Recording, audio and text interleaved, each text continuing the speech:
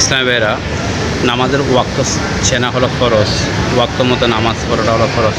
কর্মস্থলে নামাজের মধ্যে দেখেন অনেক ইসলামী ভাইরা আছে যে কর্ম ছুটি, সেজন্য তাড়াহুড়া করে ওয়াক্তর আগে নামাজ আদায় করে ফেলতেছে। এখন হলো দেখেন, এখন হলো 7:56, কিন্তু আজকে এশার নামাজের ওয়াক্ত শুরু হলো 8:07 থেকে। এখনও কিন্তু ওয়াক্ত হয় নাই। অনেক ইসলামী ভাইরা এশার নামাজ আদায় করে ফেলতেছে।